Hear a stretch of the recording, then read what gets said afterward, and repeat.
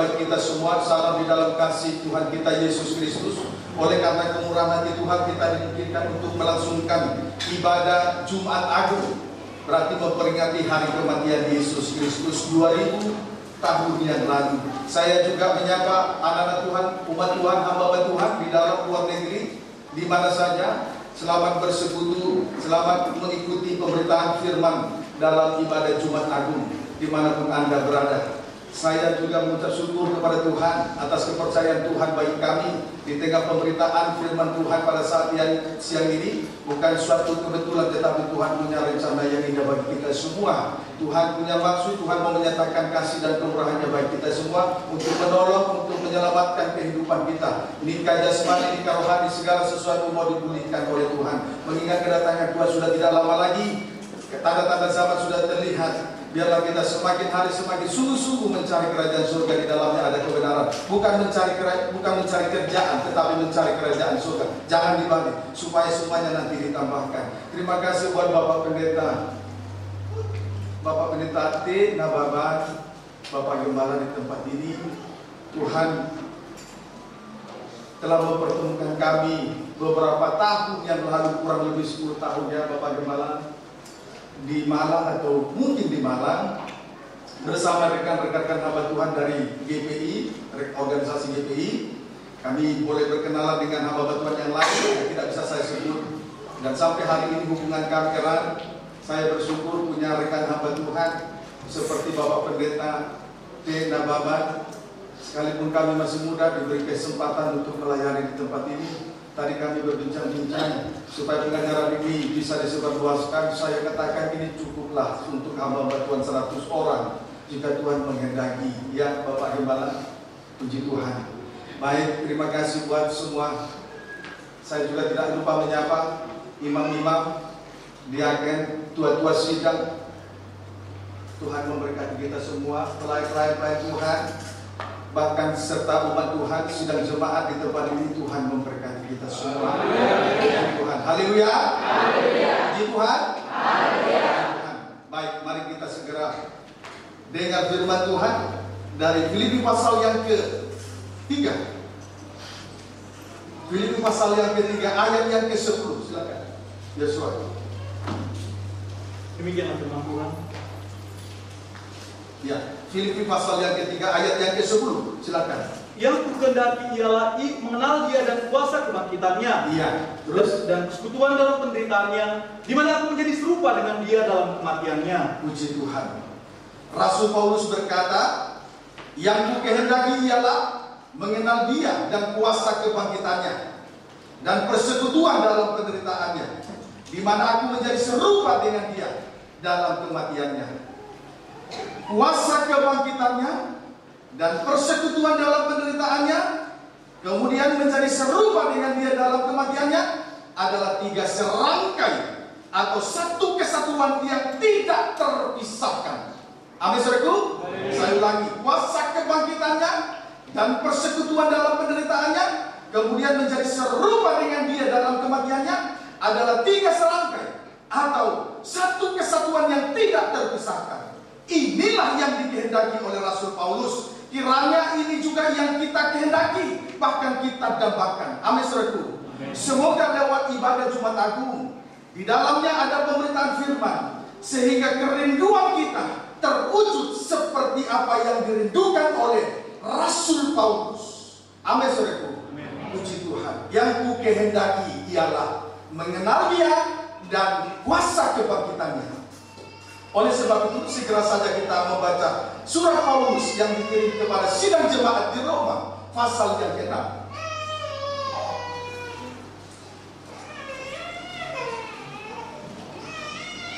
Sidang di Roma, pasal 6, ayat yang ke-5. Silakan. Mati dan bangkit dengan Kristus. Iya. Sebab jika kita telah menjadi satu dengan apa yang sama dengan kematiannya, Iya. kita juga akan menjadi satu dengan apa yang sama dengan kebangkitannya. Iya. Jika kita satu di dalam kematiannya, maka kita juga satu di dalam kematiannya. Amin, saudaraku. Itu merupakan satu kesatuan yang tidak terpisahkan. Saudaraku, jika Yesus tidak dibangkitkan dari antara orang mati, maka sia-sialah pemberitaan firman pada saat siang hari ini. sia-sialah ibadah dan pelayanan kita kepada Tuhan, sia-sialah pengikutan kita kepada Tuhan, sia-sialah segala pengorbanan kita kepada Tuhan. Tapi yang pasti, Yesus telah bangkit dari maut. Yesus telah bangkit dari antara orang mati. Maut telah dikalahkan. Amin, saudaraku. Jadi saya tandaskan sekali lagi, jika kita satu di dalam kematiannya, maka kita juga tentu satu di dalam kebangkitannya. Itu merupakan satu kesatuan yang tidak bisa terpisahkan. Amin, saudaraku. Puji Tuhan. Tetapi kita juga harus tahu sarana untuk membawa kita sampai kepada pengalaman kematian dan kebangkitan Yesus Kristus. Kita juga harus tahu sarana untuk membawa kita sampai kepada pengalaman kematian dan kebangkitan itu. Tidak ada sarana yang lain. Maka kita harus tahu sarana itu untuk membawa kita sampai kepada pengalaman kematian dan kebangkitan Yesus Kristus. Supaya kerinduan itu nanti terwujud. Amin, saudaraku. Filipi pasal yang ketiga ayat 10.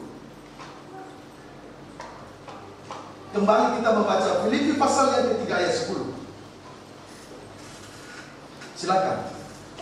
Kita akan melihat sarana itu, sarana yang membawa kita sampai kepada pengalaman kematian dan kebangkitan Yesus Kristus. Filipi pasal 3 ayat yang ke-10.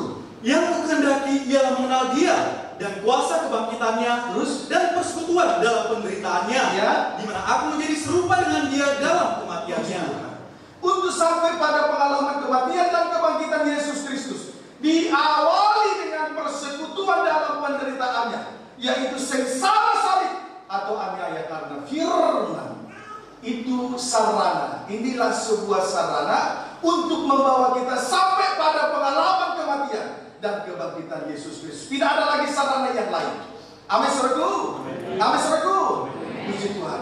Lebih rinci kita lihat Injil Yohanes pasal 12. Injil Yohanes pasal 12 ayat 24. Terlebih dahulu. Demikianlah firman Tuhan. Ya. Aku berkata kepadamu, Ya.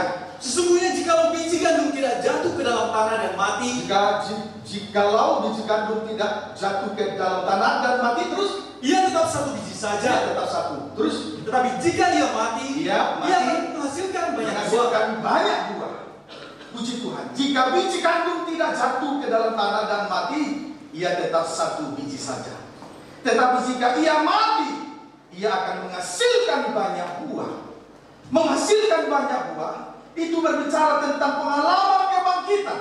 Pendeknya, Injil Yohanes pasal 12 ayat 24, ayat ini menceritakan tentang pengalaman kematian dan kebangkitan Yesus Kristus. Jadi kematian dan kebangkitan itu merupakan satu kesatuan yang tidak terpisahkan. Ayat 25 sampai 26.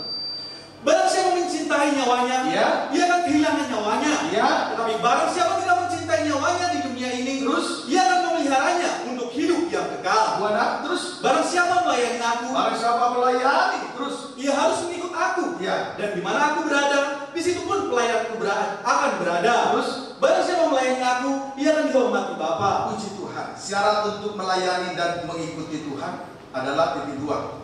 Rela kehilangan nyawanya, berarti sangkal diri, pikul salib. Itulah persekutuan di dalam penderitaannya. Amin, saudaraku. Itulah persekutuan di dalam penderitaan. Saya ulangi, syarat untuk melayani dan mengikuti Tuhan adalah titik 2. Rela kehilangan nyawa, berarti sangkal diri, pikul salib. Itulah persekutuan di dalam penderitaannya.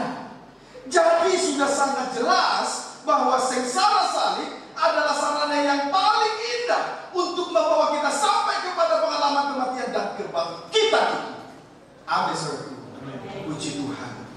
Injil Matius pasal 16 ayat 21.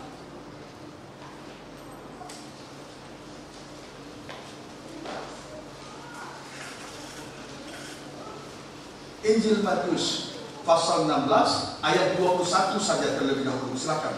Pemberitahuan pertama tentang penderitaan Yesus dan syarat-syarat mengikut Dia. Persekutuan di dalam penderitaannya, atau sengsara karena salib, atau aniaya karena firman.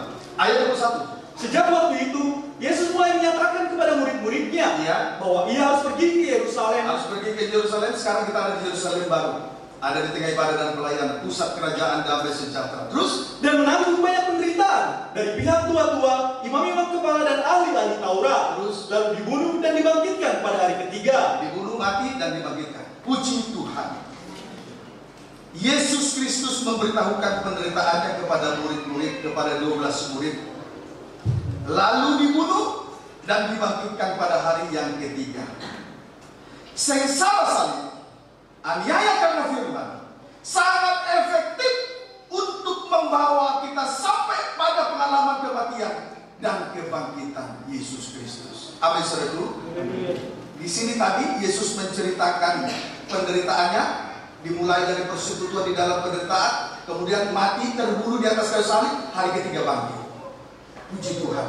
Berarti sengsara salib, aniaya karena firman, sangat efektif untuk membawa kita sampai pada pengalaman kematian dan kebangkitan. Puji Tuhan. Dalam hal ini kita tidak perlu ragu, karena Yesus sendiri yang mengatakannya. Amin, saudara. Puji Tuhan. Jadi kalaupun banyak menanggung penderitaan di tengah-tengah ibadah dan pelayanan yang Tuhan percayakan ini, jangan ditolak. Sebab itu adalah kesempatan emas bagi kita untuk membawa kita sampai pada pengalaman kematian dan kebangkitan Yesus Kristus. Amin, saudaraku. Kalaupun banyak menanggung penderitaan, itu yang disebut persekutuan di dalam penderitaan. Sengsara karena salib, aniaya karena firman, jangan ditolak. Itu adalah suatu kesempatan bagi kita untuk membawa kita sampai pada pengalaman kematian dan kebangkitan. Tidak ada cara lain untuk membawa kita sampai kepada pengalaman kematian dan kebangkitan dengan cara-cara yang lain selain sengsara salib. Tadi Yesus menceritakan kepada murid-murid, dia harus pergi ke Yerusalem.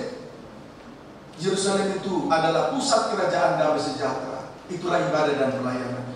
Di situ memang kita harus banyak menanggung penderitaan, persekutuan di dalam penderitaan, sengsara karena salib, aniaya karena firman, untuk nanti membawa kita sampai masuk dalam pengalaman kematian dan kebangkitan. Yesus tidak akan mati di atas, Yesus tidak akan mati terbunuh kalau Yesus tidak disalib.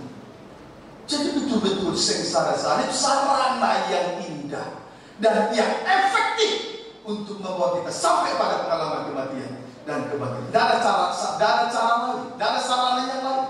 Ilmu yang tinggi, kedudukan, jabatan, uang, harta yang tinggi, tidak bisa. Justru semua perkara itu bisa memisahkan kita jauh dari Tuhan. Bukan justru masuk dalam pengalaman kematian, justru sebaliknya nanti jauh kalau tidak bisa mengendalikan diri.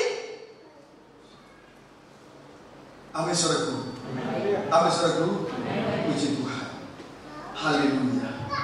Jadi sekali lagi, kalaupun banyak menanggung penderitaan di tengah ibadah dan pelayanan yang Tuhan percayakan ini, jangan ditolak lagi ya. Amin, saudaraku. Jangan ditolak.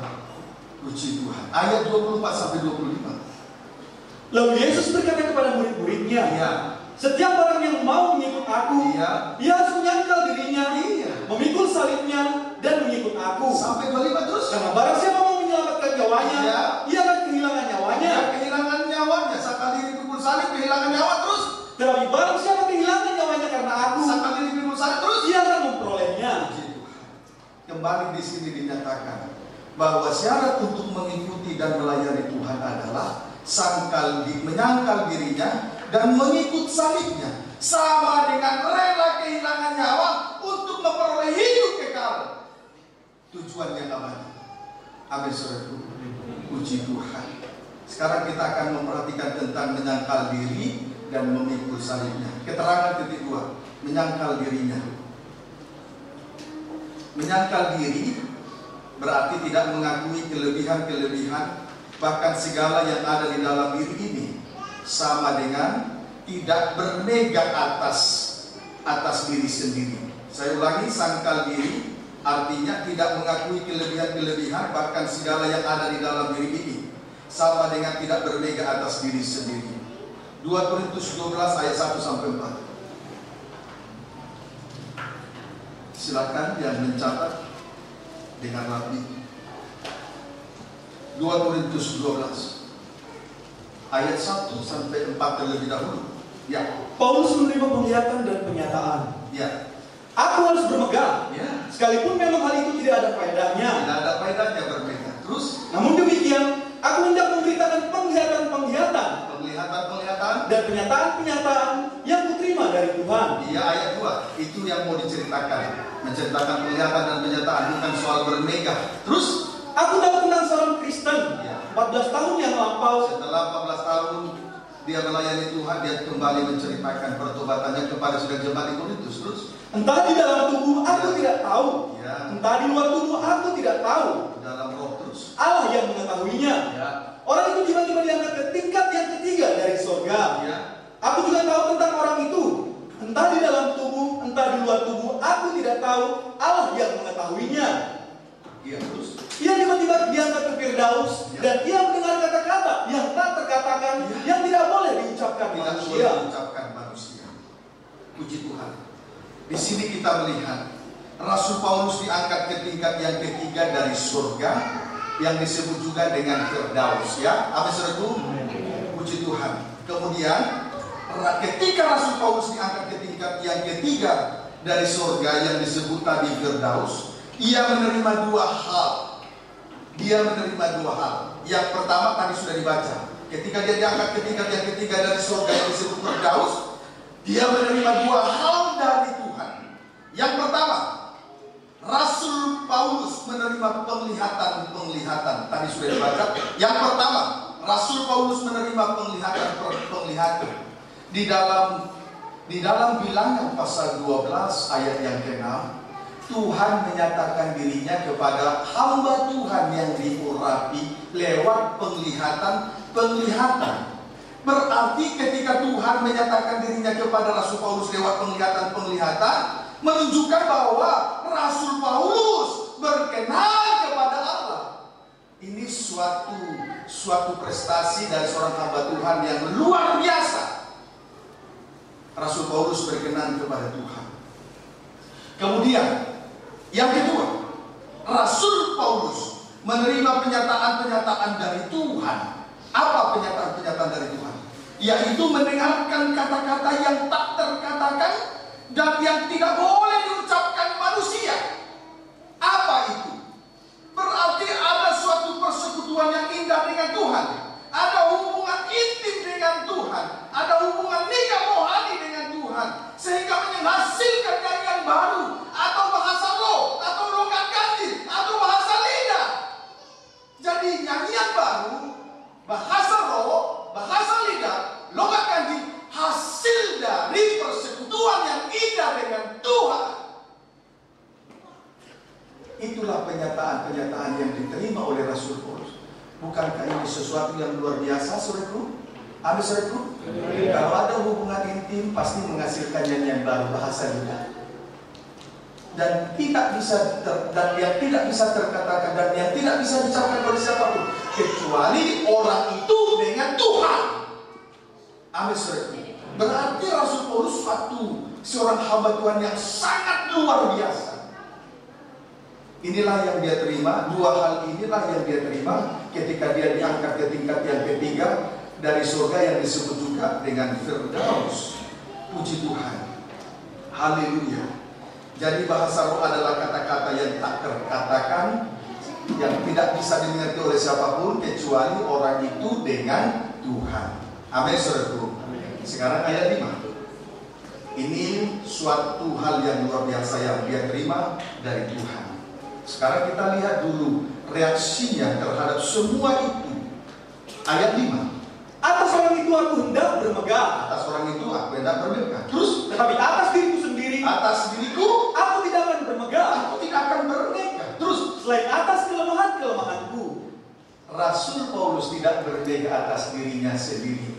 Dia menyangkal dirinya, menyangkal kelebihan-kelebihan yang dia terima dari Tuhan, kelebihan yang luar biasa. Dia tidak mau bermegah selain bermegah atas kelemahannya sendiri. Amin, saudaraku. Amin, saudaraku. Ini yang disebut menyangkal diri, tidak bermegah sekalipun punya kelebihan yang luar biasa. Rasul Paulus ini adalah rasul yang luar biasa, tidak ada tandingannya. tapi dia tidak mau bermega. Sama dengan menyangkal dirinya, sekalipun punya potensi, punya kelebihan yang luar biasa.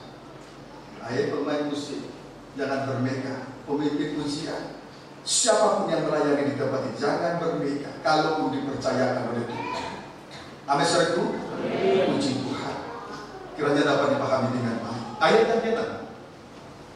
Sebab sekiranya aku hendak bermegah juga, Ya. aku bukan orang bodoh lagi, Ya. karena aku mengatakan kebenaran. Ya. Tetapi aku menahan diriku, Aku menahan diri, menyangkal diri terus. supaya jangan ada orang yang menghitungkan kepadaku Terus lebih daripada yang mereka lihat padaku atau yang mereka dengar daripadaku. Rasul Paulus menahan dirinya. Dia tidak mau bermega, tetap menyangkal dirinya. Karena orang yang suka bermega, menonjolkan kelebihannya, itu adalah perbuatan bodoh dari seorang hamba Tuhan. Itu adalah perbuatan bodoh dari seorang imam, seorang pelayan Tuhan. Rasul Paulus berkata, aku bukan orang bodoh lagi. Puji Tuhan. Kiranya dapat dipahami. Ayat 7. Dan supaya aku jangan meninggikan diri karena pernyataan yang luar biasa itu. Iya, penyataan yang luar biasa, mendapatkan penyataan, mendapatkan penglihatan yang luar biasa. Tapi supaya dia tidak sombong oleh sesuatu yang luar biasa itu tadi terus. Maka aku diberi suatu duri di dalam dagingku, Iya. yaitu seorang utusan iblis untuk menggocok aku, supaya aku jangan meninggikan diri. Puji Tuhan. Di sini kita melihat kepada Rasul Paulus diberi suatu duri dalam dagingnya, yaitu seorang utusan iblis untuk menggocok dia. Tujuannya, titik 2, supaya ia jangan meninggikan diri, tetap tidak bermegah dalam kelebihan yang luar biasa yang ia terima dari Tuhan, supaya tetap menyangkal dirinya. Amin, saudaraku. Amin, saudaraku. Puji Tuhan. Kalau kita ikuti ayat per ayat, ayat menjelaskan ayat, pasti kita bisa nikmati. Puji Tuhan. Kiranya dapat dipahami dengan baik. Ayat 8 sampai 9. Tentang hal itu aku sudah 3 kali berseru kepada Tuhan, Tentang duri dalam daging, dia mohon sebanyak 3 kali kepada Tuhan. Terus supaya utusan iblis itu mundur daripada aku. lihat jawaban Tuhan. Ayat 9. Tetapi jawab Tuhan kepadaku, Jawab Tuhan kepada Paulus. Terus cukuplah kasih karuniaku bagimu. iya. Terus Sebab justru dalam kelemahanlah kuasaku menjadi sempurna. Terus Sebab itu terlebih suka aku bermegah atas kelemahanku, bukan lagi bermegah atas kelebihannya. Terus supaya kuasa Kristus turun menaungi aku. puji Tuhan. Di sini Rasul Paulus 3 kali berseru kepada Tuhan supaya utusan iblis itu mundur daripadanya. Tetapi jawab Tuhan kepadanya, cukuplah kasih karuniaku bagimu. Jadi kalau ada utusan iblis di sekitar kita untuk menggocok, nggak usah heran. Itu terjadi atas seizin Tuhan, supaya kita tetap bisa menahan diri, menyangkal diri, tidak bermega atas kelebihan, tapi bermega atas kelemahan diri sendiri. Amin, saudaraku. Amin, saudaraku.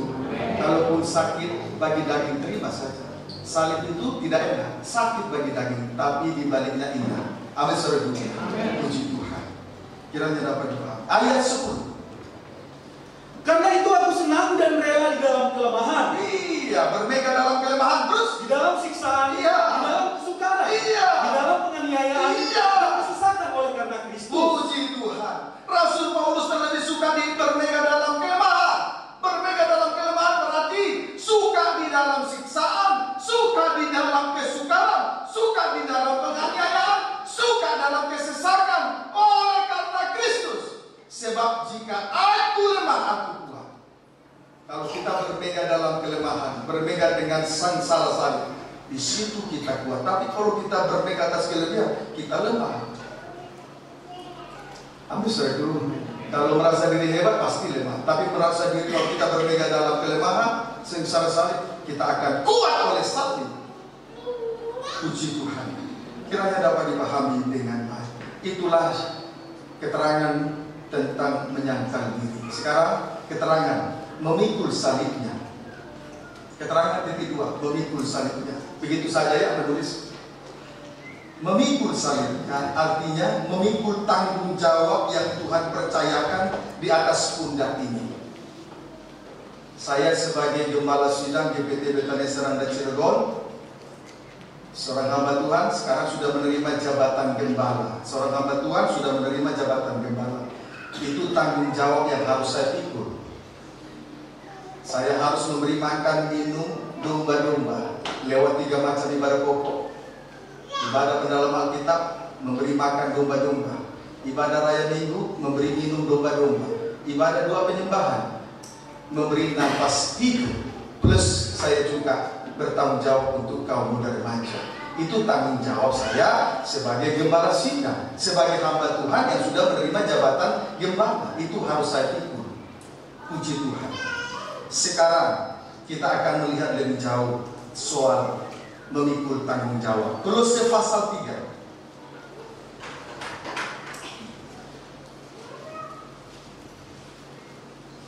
Ayat 18 sampai 22.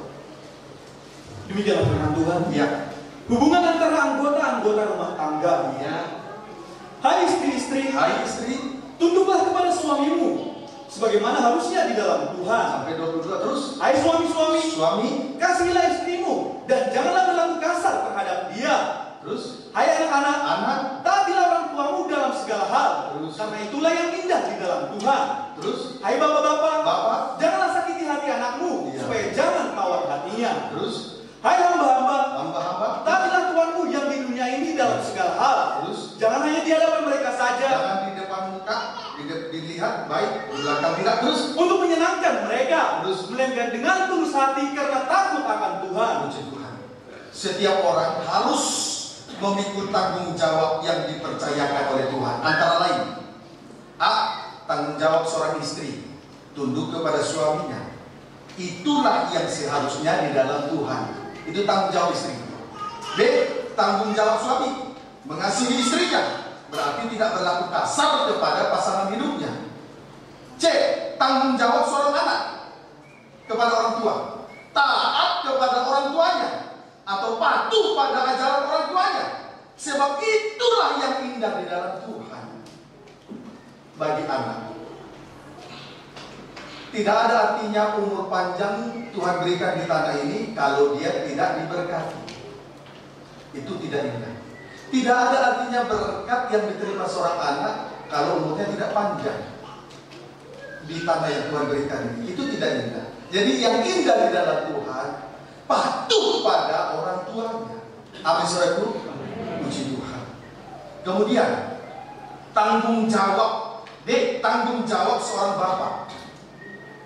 Jangan menyakiti hati anak, supaya jangan tawar hatinya. Amin saudaraku. Tanggung jawab bapak kepada anak, jangan menyakiti hati anak, supaya jangan tawar hatinya. Saya ini bapak jasmani. Untuk anak-anak jasmani saya ada 2, umur 9 tahun dan 2 tahun. Saya juga bapak rohani terhadap sidang jemaat yang Tuhan percayakan sebagai anak rohani saya. Juga tidak boleh saya sakiti, tapi ditegur boleh. Disakiti secara bersifat lahirnya jangan. Kesalahannya ditegur harus, tidak boleh dibiarkan salah. Puji Tuhan. Amin saudaraku. Haleluya. Puji Tuhan. Enak kalau diikuti, dinikmati enak. Tapi kalau langsung cepat-cepat diberkati ya jangan. Ikuti saja, ya. Seperti bangsa Israel di padang gurun, terus ikuti cara Tuhan, ikuti tabut perjanjian itu, pandang saja sampai tiba nanti di hari perhentian yang Tuhan sudah janjikan itu. Ya, amin saudaraku. Haleluya. Tanggung jawab seorang hamba. Tanggung jawab seorang hamba. Puji Tuhan, yang sudah melayani Tuhan disebut hamba. Amin saudaraku. Mulai dari pemberi pujian, pembaca firman, singer, kolektan, pemain musik, guru sekolah minggu, multimedia, infokus, sound system dan lain sebagainya, itu semua hamba. Tanggung jawab seorang hamba, taat kepada tuannya dalam segala hal dengan tulus hati karena takut akan Tuhan. Amin saudaraku. Puji Tuhan. Kolose pasal 3 ayat 24. Kamu tahu bahwa dari Tuhanlah kamu akan menerima bagian. Kolose pasal 3 ayat 23 dulu. Apapun juga yang kamu perbuat, Ya. perbuatlah dengan segenap hatimu, seperti seperti untuk Tuhan dan bukan untuk manusia. Lakukan segala sesuatu dengan segenap hati, seperti untuk Tuhan dan bukan untuk manusia. Saya selalu sarankan kepada sidang jemaat yang kami layani, tidak sebanyak ini memang, terkhusus imam-imam yang melayani Tuhan. Melayani Tuhan dasarnya dengar-dengaran, bukan karena kemampuan. Itu selalu saya sampaikan itu. Melayani Tuhan dasarnya adalah dengar-dengaran kepada Tuhannya, bukan karena kemampuan, bukan karena kepintarannya. Itu selalu saya sampaikan. Puji Tuhan, saya percaya di tempat ini juga, karena beliau saya lihat rendah hati. Puji Tuhan, itu patut teladan yang baik untuk hamba-hamba, pelayan-pelayan Tuhan. Puji Tuhan. F, tanggung jawab seorang tua. Kolose 4 ayat 1. F, tanggung jawab seorang tua.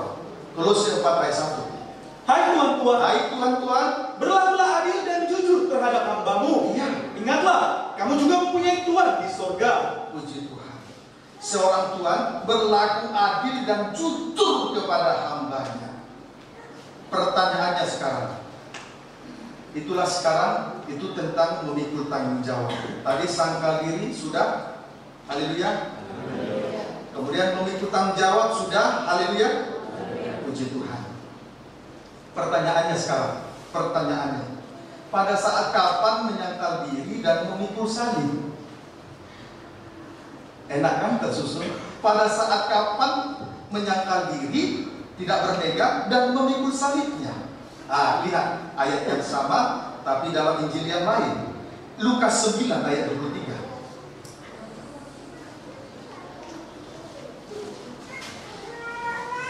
Injil Lukas 9 ayat 23, silakan. Demikianlah firman Tuhan. Ya.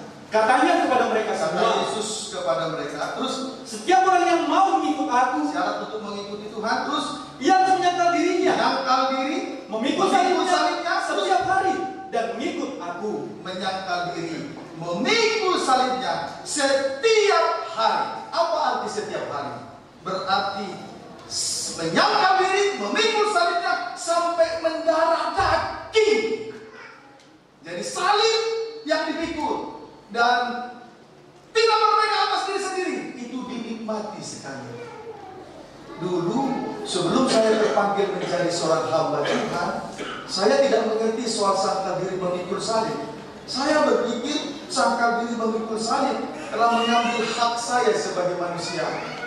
Tidak ada hak ajasi manusia, tidak menghargai hak ajasi manusia. Itu awal saya masuk sekolah Alkitab. Tetapi setelah berjalannya waktu, saya semakin lama mengerti firman, barulah semakin saya mengerti. Menyangkal diri dan memikul salib itu setiap hari. Setiap hari artinya menyangkal diri memikul salib itu sampai mendarah daging, sampai betul-betul ibadah salib, pelayanan salib dinikmati. Jadi bukan suatu rutinitas main musik, bukan suatu rutinitas memimpin pujian, bukan suatu rutinitas membaca firman, bukan suatu rutinitas beribadah, bukan.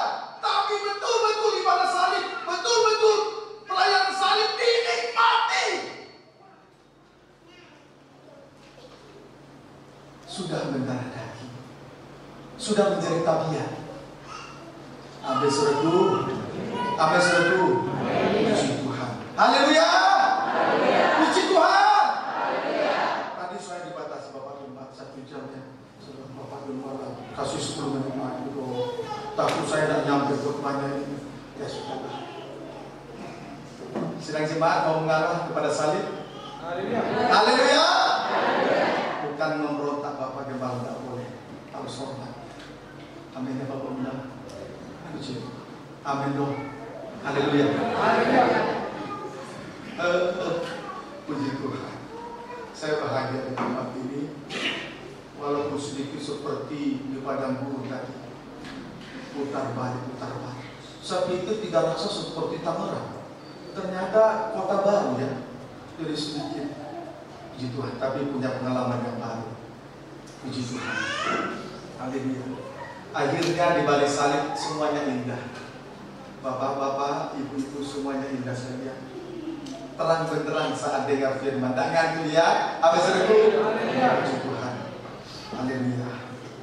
Baik, jadi sampai saat kapan dan bagaimana? Setiap hal sampai mendarah daging dan sudah menjadi tabiat. Puji Tuhan. Sekarang kita lihat reaksi Petrus. Ini mewakili sidang jemaat. Reaksi Petrus terhadap penderitaan Kristus. Kita kembali memperhatikannya. Tadi Yesus menceritakan penderitaannya. Dia harus ke Yerusalem dan menanggung penderitaan sebagai sarana untuk sampai mati dan bangkit. Sekarang kita lihat reaksi Petrus mewakili sidang jemaat Tuhan. Injil Matius pasal 16 ayat yang ke-22. Boleh baca ayat 21 supaya tahu ceritanya tadi. Demikianlah firman Tuhan. Ya. Sejak waktu itu Yesus mulai menyatakan kepada murid-muridnya bahwa ia harus pergi ke Yerusalem. Sekarang kita berada di kota raja besar, ada di tempat pusat kerajaan damai, itulah ibadah dan pelayanan ini. Terus dan menanggung banyak penderitaan. Memang harus kita alami kalau kita berada di kota raja besar. Di tengah ibadah dan pelayanan ini banyak menanggung penderitaan, persekutuan di dalam penderitaan, sarana nanti itu sampai mati nanti. Terus dari pihak tua-tua, imam kepala dan ahli Taurat. Ayat 22 sekarang perhatikan reaksi Petrus mewakili sidang jemaat. Ayat 22. Tetapi Petrus menarik Yesus ke samping, terus dan menegur dia. Dan menegur Yesus terus. Katanya, ya Tuhan, kiranya Allah menjauhkan hal itu. Ya. Itu sekali-kali takkan menimpa engkau. Puji Tuhan. Pendeknya, tadi setelah mendengar Petrus menarik Yesus ke samping dan menegur dia, katanya, Tuhan, kiranya Allah menjauhkan hal itu sekali-kali takkan menimpa engkau. Pendeknya, Petrus menolak ajaran salib. Pendeknya, Petrus menolak pengajaran salib. Itu salah. Masa murid mengajari guru untuk menolak salib? Itu salah. Saya sebagai sumber pemberita firman kepada sidang jemaat, saya harus punya keputusan untuk menyampaikan pengajaran salib dan tidak boleh diatur oleh siapapun. Puji Tuhan, saya bertahan dalam pemberitaan pengajaran salib. Dulu saya sempat hati saya hancur. Kalau gereja berdiri baru 1 tahun sudah membludak. Yang di sana berdiri sudah membludak, hampir goyah. Tapi Tuhan teguhkan hati saya sampai sekarang. Saya bertahan dalam pemberitaan pengajaran salib. Amin, saudaraku, jangan ditolak. Tadi salib adalah sarana yang indah nanti untuk membawa kita masuk dalam pengalaman kematian dan kebangkitan. Tidak ada sarana yang lain. Dan itu sangat efektif dan efisiensi. Kiranya dapat dipahami dengan baik. Amin, saudaraku. Puji Tuhan. Di sini Petrus menolak salib. Menolak salib berarti menerima ajaran setan. Itu sebabnya Yesus berkata, "Enyala iblis." Petrus bukan iblis, Petrus bukan setan, tetapi paham ajaran yang diterima dalam pemikiran Petrus harus disingkirkan. Menolak salib tapi menerima ajaran lain, itu ajaran setan. Sebab itu Yesus berkata kepada Petrus, "Enyala iblis." Petrus bukan setan, tapi paham ajaran yang ada dalam pemikirannya harus disingkirkan. Puji Tuhan. Haleluya. Saya yakin di sini ditegakkan salib dan pengajaran salib. Amin. Kalau ada ajaran asli, Taurat, itu ajaran setan. Kiranya dapat dipahami dengan baik. Mari kita lihat ajaran setannya. Contoh ajaran setan. Wahyu 22 ayat 18-19. Itu reaksi Petrus mewakili sidang jemaat. Apa kita seperti itu? Apa tidak? Wahyu 22 ayat 18-19. Demikianlah firman Tuhan. Ya. Aku bersaksi kepada setiap orang yang mendengar perkataan-perkataan nubuat dari kitab ini. Penglihatan Rasul Yohanes di Pulau Patmos disaksikan. Terus, jika seorang menambahkan sesuatu kepada perkataan-perkataan ini, maka Allah akan menambahkan kepadanya malapetaka-malapetaka yang tertulis di dalam kitab ini. Terus, Dan jikalau seorang mengurangkan sesuatu dari perkataan-perkataan dari kitab nubuat ini, maka Allah akan mengambil bagiannya dari pohon kehidupan dan dari kota kudus, seperti yang tertulis di dalam kitab ini. Contoh ajaran setan adalah firman yang ditambahkan dan firman yang dikurangkan. Itu ajaran setan. Amin, saudaraku. Jadi ajaran setan, contoh ajaran setan, firman yang ditambahkan dan firman yang dikurangkan. Baik, tentang firman yang ditambahkan. Ditambahkan artinya menyampaikan 1-2 ayat lalu ditambahi atau disertai dengan cerita-cerita isapan jempol, dongeng nenek-nenek tua, tahayul-tahayul, filsafat-filsafat kosong, silsilah-silsilah yang tidak ada putus-putusnya. Jadi supaya pemberitaan firman itu menarik, hamba Tuhan tersebut menyampaikan 1-2 ayat, lalu supaya menarik ditambahkan cerita isapan jempol, si kancil, si kura-kura, si buaya, si ular, si pelanduk, dan lain sebagainya. Mana mungkin buaya, kancil, ular, cerita sejarah legenda bisa menyucikan hati yang kotor. Kita tak butuh firman yang ditambahkan. Ajaran setan, injak iblis. Haleluya. Jangan mau dibodoh-bodohin lagi. Sekarang ini sedang marak firman yang ditambahkan. Setan begitu hebat mengaburkan, membuyarkan pengajaran salib. Kiranya dapat dipahami dengan baik. Puji Tuhan. Kemudian tentang firman yang dikurangkan. Firman yang dikurangkan artinya pengajaran salib diganti atau dikurangkan dengan 2 hal, yaitu 1, teologi atau teori kemakmuran. Artinya orang Kristen tidak boleh miskin, harus kaya. Padahal dalam Injil Matius pasal yang ke-16 ayat 2, boleh baca dulu ini, boleh baca sedikit, cepat. Injil Matius pasal 16 ayat 22, ayat 26 baca. Apa gunanya? Boleh baca ayat 25. Karena barang siapa mau menyelamatkan nyawanya, tidak sangkal diri pikul salib, terus ia akan kehilangan nyawanya. Ya, terus Tetapi barang siapa kehilangan nyawanya karena aku, ia akan memperolehnya. sangkal diri pikul salib, mati dan bangkit, dia akan hidup. Ayat 26, perhatikan. Apa gunanya seorang memperoleh seluruh dunia, Memperoleh seisi dunia, kerajaan dunia dengan kemegahannya, terus tetapi kehilangan nyawanya? Dan apakah yang dapat diberikannya sebagai ganti nyawanya? Amin, saudaraku. Tidak ada artinya kekayaan kalau tidak sangkal diri pikul salib. Kalau menolak pengajaran salib, tidak ada artinya harta kekayaan ini. Tuhan Yesus ujian yang ketiga. Ujian pertama, batu menjadi roti. Yang kedua, dibawa hubungan baik suci. Ujian yang ketiga, Yesus dibawa ke gunung yang sangat tinggi. Lalu setan memperlihatkan kerajaan dunia dengan kemegahannya.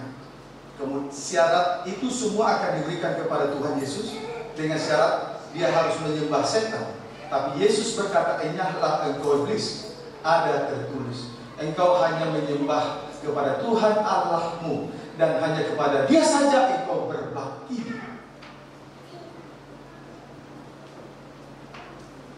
Harus tegas dengan ajaran setan.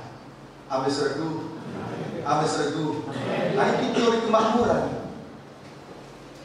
Diberkati, tanganmu pegang sesuatu jadi milikmu, kakimu, di mana kakimu engkau injak itu jadi milikmu. Pegang aja mobil tetangga, mau pegang aja. Tapi resikonya penjara 5 tahun. Sedang marah, setan begitu pintar mengelabui pikiran manusia. Amin, saudaraku. Amin, saudaraku. Puji Tuhan. Saya tidak mau jadi hambanya setan. Puji Tuhan. Kemudian yang kedua, firman yang dikurangkan tadi, pengajaran salib diganti atau dikurangkan dengan 2 hal. Yang kedua, diganti dengan tanda-tanda heran ataupun mujizat-mujizat semata. Tetapi salib dikecilkan. 1 Korintus 1 ayat 22 sampai 23.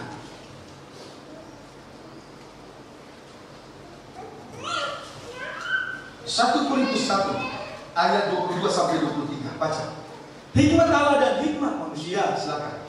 Orang-orang Yahudi menghendaki tanda, Ya. dan orang-orang Yunani mencari hikmat. Orang-orang Yahudi menghendaki tanda-tanda heran, musisat-musisat di tengah ibadah dalam pelayanan, dalam setiap ibadah-ibadah. Terus orang Yunani bangsa kafir mencari hikmat, mengerti firman saja seperti ahli Taurat, tapi tidak menjadi pelaku. Terus Tetapi kami memberitakan Rasul Kristus Paulus yang tetap disalibkan.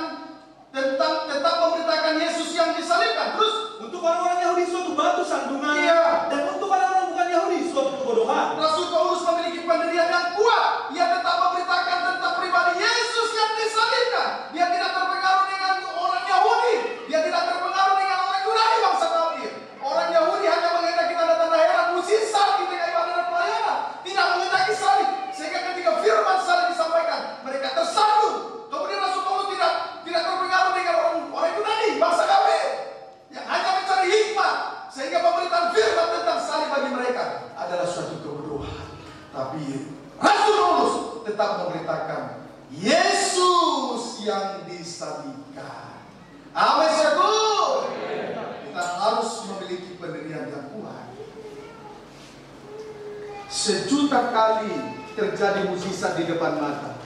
Kalau seseorang tidak mau memikul salibnya, tidak ada artinya. Biar sejuta kali rubu-rubu, kalau dia tidak mau pikul salib, tidak ada artinya. Saudara harus mengerti itu. Jangan ikuti cara-cara yang seperti itu. Ibadah tertib, titik. Masa jungkir balik di tengah ibadah pelayanan. Belum pernah ada ibadah dalam Alkitab jungkir balik di dalam rumah Tuhan. Ya, habis itu pikiran kita diluruskan oleh Tuhan. Jangan mau lagi disesatkan oleh ajaran setan. Setan sekarang sudah marah, mengingat kedatangan Tuhan sudah tidak lama lagi, supaya banyak yang mengikuti Dia. Puji Tuhan. Hamba Tuhan takut. Nanti tidak ada jemaat. Dari mana perpuluhan? Dari mana kolektif? Rasul Paulus datang. Saya juga belajar untuk itu. Betul ya Pak Pendeta? Tidak kapok ya? Tidak kapok tidak saya? Dipreteli jemaat saya. Oh salah. Tidak ya? Amin saudaraku?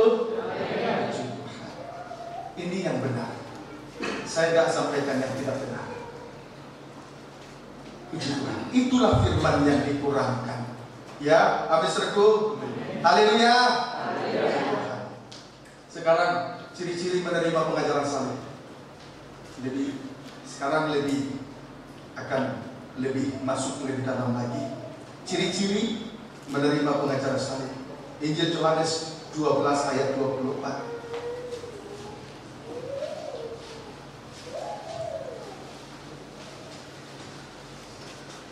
Injil Yohanes 12 ayat 24. Silakan. Demikianlah firman Tuhan. Iya. Aku berkata kepadamu. Tadi kita sudah baca itu. Nah, ini di sini kita dapatkan ciri-cirinya. Aku berkata kepadamu, Sesungguhnya jika biji gandum tidak jatuh ke dalam tanah dan mati, tidak jatuh ke tanah dan mati, terus ia tetap satu biji saja. Terus. Tetapi jika ia mati, Ya. ia akan menghasilkan banyak buah. ciri-ciri menerima pengajaran salib. Biji gandum harus jatuh ke tanah dan mati. Itu ciri-ciri menerima pengajaran salib. Biji gandum itu harus jatuh ke tanah dan mati. Mari kita simak tentang apa yang dinyatakan oleh Yesus Kristus. Tentang jatuh ke tanah. Tentang titik 2 jatuh ke tanah. Jatuh ke tanah sama dengan merendahkan diri serendah-rendahnya di hadapan Tuhan di tengah ibadah dan pelayanan ini. Amin. Haleluya. Baik, Filipi pasal 2.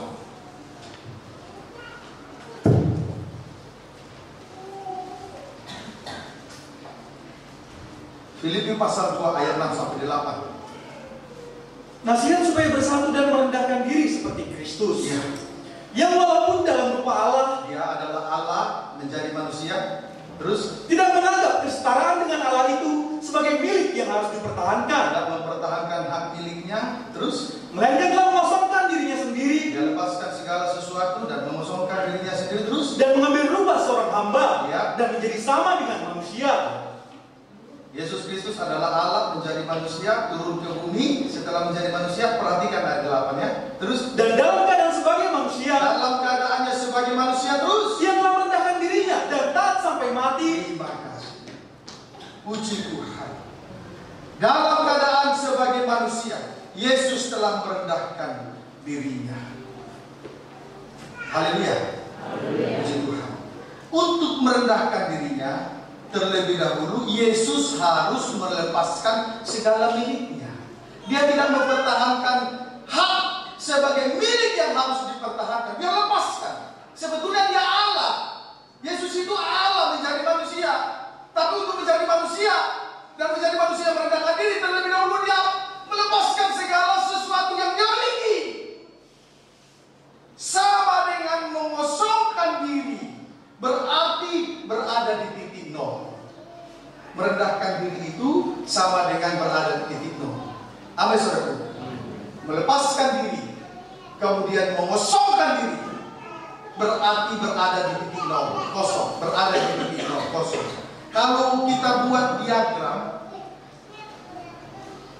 semoga saudara bisa mengerti. Kalau kita buat diagram horizontal, diagram vertikal, maka titik nol itu berada pada poros ini. Amin, saudara. Kalau vertikal 1, 2, 3 ke atas. Kalau horizontal 1, 2 dan seterusnya. Ke bawah negatif 1, 2, negatif 3, negatif 1. Paham saudara? Ini titik nol. Jadi kalau kita buat diagram horizontal dan vertikal, maka titik nol berada pada poros atau sentralnya, berada pada poros atau sentral. Pendeknya titik nol adalah sentralnya salib atau sentralnya ibadah salib dan pelayanan salib adalah titik nol. Dapat dipahami saudara? Dapat dipahami? Puji Tuhan. Jadi merendahkan diri itu untuk menjadi manusia, dan sebagai manusia dia merendahkan diri terlebih dahulu, melepaskan segala sesuatu, berarti mengosongkan diri. Mengosongkan diri berarti berada di titik nol. Kalau kita buat diagram horizontal, kita buat diagram vertikal, maka nol itu berada pada poros sentralnya salib. Poros sentralnya salib. Pendeknya titik nol adalah sentralnya salib, atau sentralnya ibadah salib ini, atau sentralnya pelayanan salib ini adalah titik nol.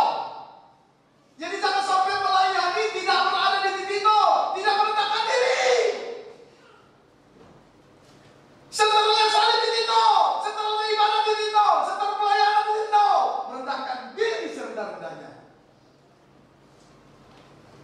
Amin, saudaraku. Puji Tuhan. Kiranya dapat dipahami dengan baik. Sekarang kita akan melihat keuntungan berada di titik nol. Ini indah sekali bagi seorang hamba Tuhan kalau diperhatikan sungguh-sungguh. Salib sarana untuk sampai nanti mati kita. Baik. Keuntungan berada di titik nol. Kalau hamba Tuhan, keuntungan hamba Tuhan berada di titik nol. Kejadian 1 ayat 1 sampai 2.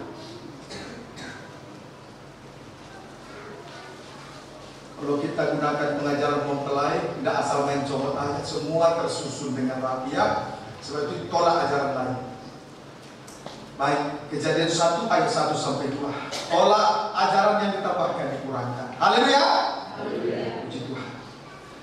Keuntungan seorang hamba Tuhan berada di titik nol. Sentralnya salib titik nol, sentral pelayanan titik nol, sentralnya ibadah titik nol. Berarti melayani, seorang hamba Tuhan yang melayani harus rendah hati, tidak bisa ditawar-tawar lagi. Keuntungannya, Kejadian 1 ayat 1 sampai 2. Allah menciptakan langit dan bumi serta isinya. Ya, terus Pada mulanya Allah menciptakan langit dan bumi. ya, Bumi belum berbentuk dan kosong. masih belum berbentuk, masih kosong, terus Gelap gulita menutupi samudera raya. tapi terus Dan roh Allah melayang-layang di atas permukaan air. di sini kita perhatikan roh Allah melayang-layang di atas permukaan air. Artinya, saudaraku, orang yang merendahkan diri serendah-rendahnya di tengah ibadah dan pelayanan penuh dengan Roh Kudus. Titik nol itu permukaan air. Disitulah Roh Tuhan bekerja. Jadi kalau kita berada melayani Tuhan di titik nol, merendahkan diri serendah-rendahnya, berarti Roh Tuhan berkuasa atas dia, penuh dengan Roh Kudus. Roh Kudus itu mencari seorang hamba Tuhan, pelayan Tuhan yang rendah hati. Semua sungai yang datang dari hulu gunung, semua itu akan bermuara ke lautan, permukaan air. Berarti kalau kita melayani Tuhan dengan segala kerendahan hati, kita adalah muara dari Roh Kudus. Amin, saudaraku.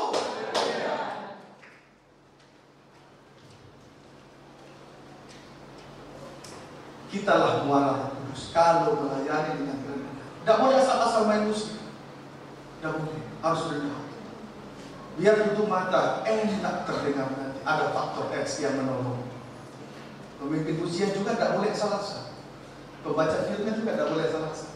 Nanti ada faktor X membuat hadirat ibadah itu berhadirat. Kita bisa rasakan suasana surga.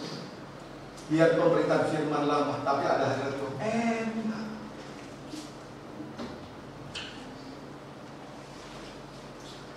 Muara dari Roh Kudus adalah hamba Tuhan yang rendah hati.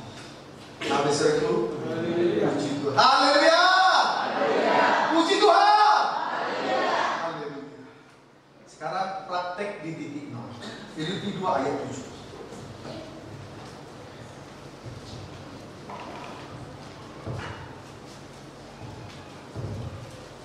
Filipi 2 ayat 7. Silakan. Demikianlah firman Tuhan. Ya. Melainkan dia mengosongkan dirinya sendiri, Ya. dan mengambil rupa seorang hamba, Ya. dan menjadi sama dengan manusia. Puji Tuhan. Praktek di titik 0, mengambil rupa seorang hamba, bukan mengambil rupa seorang tuan. Praktek di titik 0, saudaraku, praktek melayani Tuhan, mengambil rupa seorang hamba, bukan mengambil rupa seorang tuan, bukan mengambil sok gagah-gagahan, memimpin, menunjuk, bukan. Jadi praktek berada di titik 0 itu mengambil rupa seorang hamba. Haleluya. Dalam bahasa Yunani, hamba berarti doulos. Artinya tidak ada hak lagi atas dirinya sendiri selain tuannya. Saudaraku, kita telah ditebus dari cara hidup yang sia-sia, dan harganya telah lunas dibayar oleh darah salib Kristus. Berarti kita bukannya kita tidak berhak atas kita lagi, melainkan Kristus di dalam kita. Amin, saudaraku. Puji Tuhan. Haleluya. Itu sebabnya di dalam Wahyu pasal yang kelima, boleh ditampilkan, tidak usah dibaca. Dalam Wahyu pasal yang kelima ayat 9 sampai 10. Setelah ditebus oleh darah salib, selanjutnya dijadikan suatu kerajaan. Dan menjadi imam-imam bagi Allah, memerintah sebagai raja di bumi, adalah suatu kedudukan yang sangat tinggi dan istimewa. Amin. Puji Tuhan. Kita tidak berhak atas diri kita. Kita sudah dibayar, sudah ditebus dengan darah yang mahal. So itu jangan seenaknya bicara, jangan seenaknya tidak beribadah, jangan seenaknya melayani dengan cara-caranya sendiri, jangan seenaknya berlaku kasar kepada orang lain. Kita sudah ditebus. Praktek berada di titik 0, mengambil rupa seorang hamba, bukan seorang tuan. Dan kita tidak berhak atas diri kita untuk melakukan seenaknya sendiri.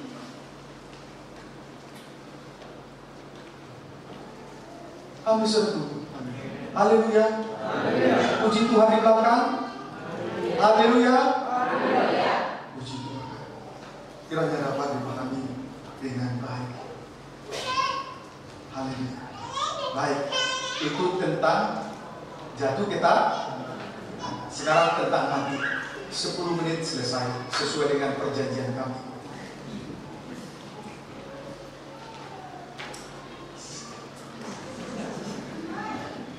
Nanti tersinggung, tapi Bapak Gembala tidak mau tersinggung.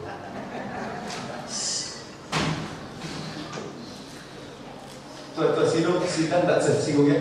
Haleluya. Pemain musik dan tersinggung. Haleluya. Puji Tuhan. Sound system tersinggung.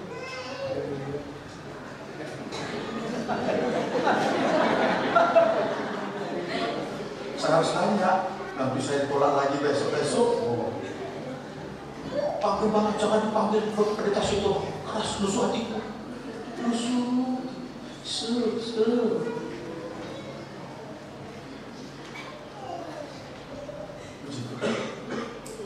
Sekarang tentang mati. Mati artinya tidak hidup menurut hawa nafsu daging. Sama dengan daging tidak bersuara lagi, sama dengan tidak membuka mulut. Yesaya 53 ayat 7.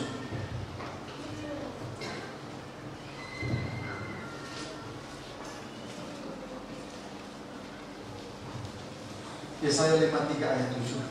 Silakan. Demikianlah firman Tuhan. Ya. Dia dianiaya, Tetapi dia membiarkan diri ditindas, ya, dan tidak membuka mulutnya. Terus Seperti anak domba yang dibawa ke pembantaian, ya, seperti induk domba yang keluh di depan orang-orang yang menggunting bulunya, Terus dia tidak membuka mulutnya. Puji Tuhan. Perhatikan ya, saudara, Yesus Kristus. Dia dianiaya, tetapi dia membiarkan diri ditindas dan tidak membuka mulutnya. Tidak membuka mulut artinya tidak hidup menurut hawa nafsu daging. Berarti tidak mempersalahkan orang yang salah, mulut tidak mempersalahkan orang yang salah, kemudian mulut tidak membenarkan diri sekalipun benar. Itu sebabnya dia dianiaya tetapi dia membiarkan diri ditindas dan tidak membuka mulut. Tadi sudah di dalam doa sebelum firman, semuanya sudah didoa. Mulai dari Taman Getsemane, di situ permulaan salib. Dia ditangkap, disesat, dihadapkan di hadapan 3 pengadilan. Di situ dia tidak mendapatkan keadilan, tapi dia tetap membuka mulut, tidak mempersalahkan yang salah, kemudian mulut tidak membenarkan diri sekalipun dia dianiaya, tetapi dia membiarkan diri ditindas. Tidak buka mulut. Puji Tuhan. Berarti, saudaraku, inilah kebenaran Allah. Kita dibenarkan oleh iman, oleh darah salib, supaya nanti nyata kasih karunia. Jadi kebenaran itu bukan lagi karena mengandalkan kekuatan. Inilah kebenaran Allah. Kebenaran karena iman oleh darah salib. Itulah kemurahan. Untung Yesus mati di atas kayu salib, diawali dengan sengsara salib.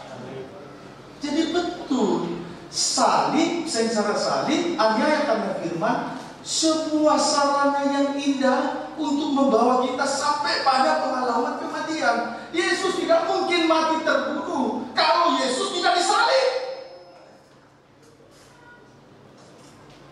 Jadi siapapun kita di sini, sedang jemaat atau yang sudah bertugas, yang sudah melayani, kalau harus angkat diri pikul salib, jangan ditolak. Kesempatan emas, kesempatan indah untuk kita nanti betul-betul masuk dalam pengalaman kematian. Kalau kita satu dalam kematian Yesus, otomatis satu di dalam kebangkitan.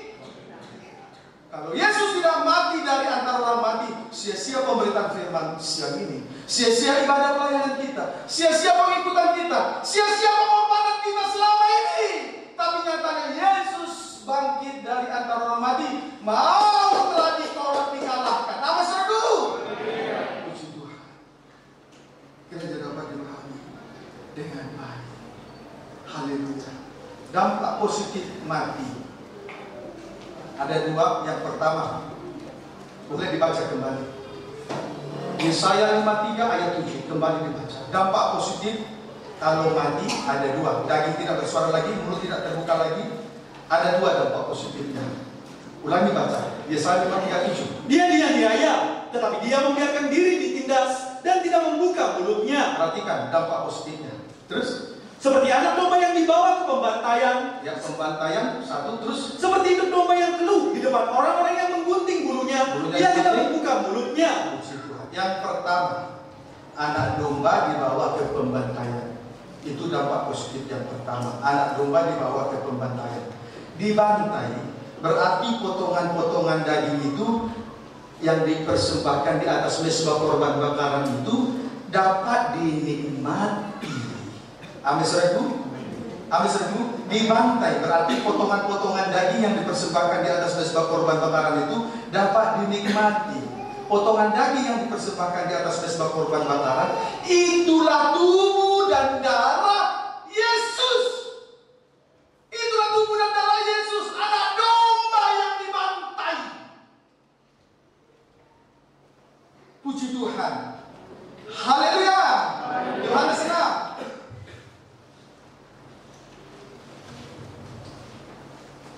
Ayat 52 sampai 58. Injil Yohanes 6 ayat 52 sampai ayat 58. Roti hidup. Roti hidup. Orang-orang Yahudi bertengkar antara sesama mereka dan berkata, bagaimana ia ini dapat memberikan dagingnya kepada kita untuk dimakan? Betul, mereka menolak sengsara salib. Terus maka kata Yesus kepada mereka, menolak pengajaran salib ya. Orang Yahudi itu sehingga mereka tersandung. Mereka tidak mau dikoreksi oleh salib hatinya itu, sehingga mereka tersandung terhadap pemberitaan salib. Mereka tidak mau dikoreksi. Sedangkan orang Yunani menghendaki hikmat, hanya mengerti firman, tapi tidak mau menjadi pelaku. Sehingga pengajaran salib atau orang yang melayani dengan memikul salib bagi orang dunia, bagi bangsa kafir, itu suatu kebodohan. Tapi bagi kita bukan suatu kebodohan. Itu hikmat dan kekuatan Allah. Amin saudaraku. Terus maka kata Yesus kepada mereka, aku berkata kepadamu, sesungguhnya jika kamu tidak makan daging anak manusia, daging tubuh Yesus terus, dan minum darahnya, kamu tidak mempunyai hidup di dalam dirimu. Pembantaian anak domba. Terus barang siapa makan dagingku dan minum darahku, ia mempunyai hidup yang kekal. Ada hidup kekal. Terus dan aku akan membangkitkan dia pada akhir zaman. Terus sebab dagingku adalah benar-benar makanan dan darahku adalah benar-benar minuman. Terus sampai 58. Barang siapa makan dagingku dan minum darahku, ia tinggal di dalam aku dan aku di dalam dia. Sama seperti Bapa yang hidup mengutus aku dan aku hidup oleh Bapa. Demikian juga barang siapa yang memakan aku akan hidup oleh aku. 58 terakhir terus. Inilah roti yang telah turun dari sorga. Roti yang turun dari sorga. Terus bukan roti yang telah dimakan nenek moyangmu. Roti yang turun dari sorga, roti dari Allah. Terus dan mereka telah mati. Terus barang siapa makan roti ini, ia akan hidup selama-lamanya. Puji Tuhan. Keuntungan menikmati tubuh dan darah Yesus, itulah anak domba yang dibantai tadi. Satu, dibangkitkan. Satu, dibangkitkan pada akhir zaman. Ayat 54, dibangkitkan pada akhir zaman. Berarti daging Yesus adalah benar-benar makanan, darah Yesus adalah benar-benar minum. Kalau kita betul-betul dibangkitkan pada akhir zaman, berarti daging Yesus benar-benar makanan, darah Yesus benar-benar minuman. Kalau betul-betul dibangkitkan. Yang kedua, tinggal di dalam Tuhan. Ayat 56, tinggal di dalam Tuhan dan Tuhan di dalam dia. Satu dengan Tuhan, sama dengan satu dengan Tuhan. Artinya Yesus menjamin hidupnya dan masa depannya kalau kita satu di dalam Tuhan. Amin saudaraku. Coba dulu dibaca ayat 56 yang kedua. Barang siapa makan dagingku dan minum darahku, ia tinggal di dalam aku dan aku di dalam dia. Satu di dalam Tuhan. 57. Sama seperti Bapa yang hidup mengutus aku dan aku hidup oleh Bapa. Bapa di dalam anak, anak dalam Bapa. Terus demikian juga barang siapa yang memakan aku akan hidup oleh aku. Akan hidup oleh aku. Yesus menjamin hidup dan masa depan kita. Amin saudaraku. Itu enaknya menikmati tubuh yang dibantai tadi, tubuh dan darah Yesus. Makanya jangan tolak pengajaran salib, tolak firman yang ditambahkan, dikurangkan, bilang ece-ece.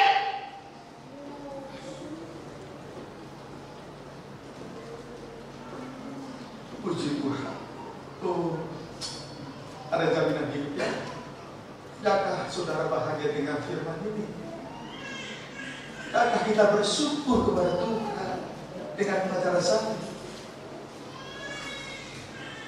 Itu biarlah kita melayani dengan segala kerendahan hati. Itu sentralnya salib itu. Kiranya dapat dipahami dengan baik. Kemudian yang ketiga, tadi semua sudah dibaca. Ia akan hidup selama-lamanya. Ayat yang ke-58. Ia akan hidup selama-lamanya. Sama dengan bahagia bersama dengan Tuhan di dalam kerajaan yang kekal. Itu sasaran akhir dari ibadah pelayanan kita di atas muka bumi. Bukan tanda heran, bukan musisa. Dan artinya tanda heran, dan artinya berkat kalau orang itu tidak mau pikul salib, kalau orang itu tidak mau menerima pengajaran salib. Pokoknya cari kerajaan surga, di dalamnya ada kebenaran. Nanti semua ditambah. Jangan cari kerjaan, nanti jauh dari Tuhan. Cari kerajaan surga, jangan cari kerjaan, nanti jauh dari Tuhan. Dan yang dapat dipahami dengan amin, saudaraku. Puji Tuhan. Filipi pasal 2 ayat 8. Karena sudah ada kode, kita akan mau sebentar lagi akan akhiri berapa ayat lagi. Soalnya ada waktu-waktu di sana. Oh, gitu. Tapi tidak kode ya. Haleluya. Puji Tuhan. Jangan dikasih kode dong. Ayo, Filipi pasal 2. Sabar sedikit lagi. Filipi pasal 2 ayat 8. Demikianlah firman Tuhan. Dan dalam keadaan sebagai manusia, ia telah merendahkan dirinya dan taat sampai mati, bahkan sampai mati di kayu salib. Iya. Puji Tuhan. Taat sampai mati, bahkan sampai mati di atas kayu salib. Puji Tuhan. Haleluya. Jadi persekutuan di dalam penderitaan, itulah sengsara salib, andai karena firman, nanti puncaknya taat sampai mati di atas kayu salib. Amin, saudaraku. Itulah dampak positif yang pertama dari mati. Dampak positif yang kedua dari mati, kita akan lihat. Yang kedua, boleh kembali dibaca Yesaya 53.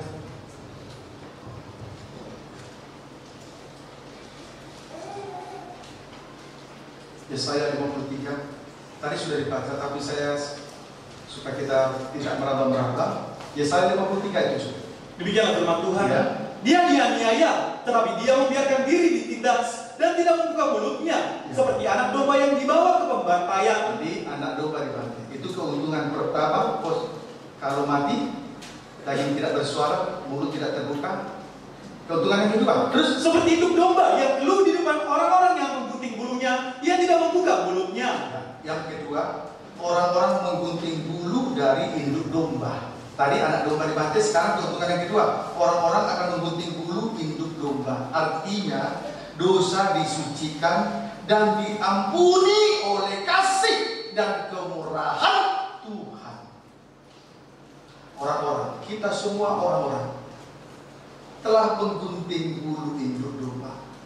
Induk domba, Allah Bapa, kasih dari Allah Bapa.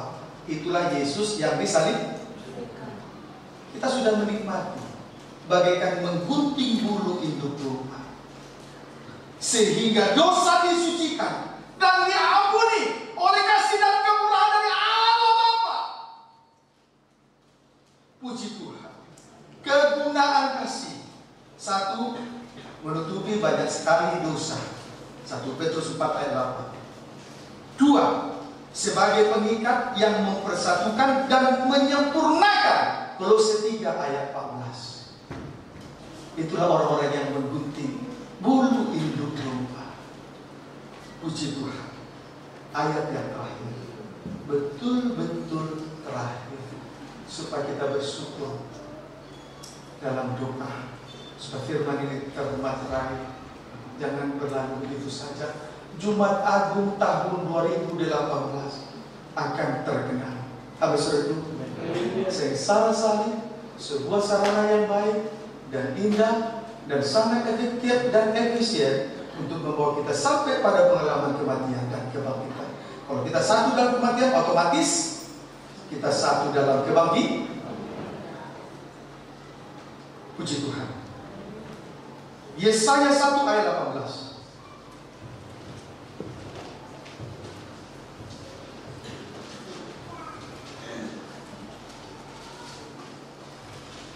Baca. Demikianlah firman Tuhan. Ya. Marilah, Ya. baiklah kita berperkara. Boleh baca 17. Belajarlah. Belajarlah berbuat baik. Ayo belajar terus. Usahakanlah keadilan. Usahakan terus. Kendalikanlah orang kejam. Kendalikan orang kejam terus. Belalah hak anak-anak yatim. Nggak usah takut terus. Perjuangkanlah perkara janda-janda. Ya, itu ibadah yang murni. Ibadah yang murni itu memperhatikan yatim piatu, mengunjungi janda-janda. Kalau ibadah yang sejati mempersembahkan tubuh sebagai persembahan hidup kudus dan berkenan. Itu ibadah sejati. Ibadah yang murni mengunjungi janda-janda. Siapa janda? Tidak menempatkan Kristus sebagai kepala. Itu janda. Kemudian yatim piatu, tidak tergembala. Itu harus diperhatikan. Ayat 18. Terus, Marilah, baiklah kita berperkara, ya, firman Tuhan, supaya orang-orang nanti menggunting bulunya. Ada pengampunan oleh kasih yang sempurna. Terus, firman Tuhan, ya, sekalipun dosamu merah seperti kirmisi, orang-orang dosamu merah seperti kain kirmisi, terus akan menjadi putih seperti salju. menjadi putih seperti salju, terus Sekalipun berwarna merah seperti kain sumbang, ya, akan menjadi putih seperti bulu domba. itulah kasih dan kemurahan Tuhan. Amin, seribu. Tuhan, orang-orang menggunting bulu, induk domba. Kasih Allah Bapa mengorbankan anak. Itu kasih Allah menutupi banyak sekali dosa. Kita bersyukur kita sudah menerima pengajaran salib, supaya kita betul-betul ada dalam sengsara salib, persekutuan di dalam penderitaan, untuk membawa kita satu dalam pengalaman kematian dan kebangkitan. Waktu pengalaman kematian, orang tutup hidup, tidak ada yang suka. Waktu saya mengawali pelayanan di Provinsi Banten, Serang, Cilegon, sekitarnya, belum ada jemaat, belum ada gereja, otomatis tidak ada pelik. Tiap hari puasa terpaksa. Kenapa puasa terpaksa? Makan karena tidak ada makanan. Karena tidak ada makanan. Tidak makan bukan karena puasa, tapi karena tidak ada makanan. Tiap hari menangis. Pengalaman kematian. Ketika saya mendekat kepada hamba Tuhan yang lain, tutup hidup, tidak disukai. Tidak ada yang menyukai bangkai. Tidak ada yang menyukai pengalaman kematian Yesus. Padahal itu adalah di situ nasihat-nasihat berkerumun. Di situ banyak janji-janji Tuhan. Pengalaman kematian sangat unik, tidak bisa diselami oleh akal pikiran manusia. Tapi untuk sampai pada kesana pengalaman kematian, mutlak harus mengalami sengsara salib. Aniaya karena firman. Tidak ada cara lain. Sehebat apapun seorang motivator handal di dunia ini, dia tidak akan bisa membuat seseorang masuk dalam pengalaman kematian. Amin, saudaraku. Jadi kalaupun ditolak, orang tutup hidup. Memang tidak ada yang suka kepada bangkai. Tapi ingat, kalau kita satu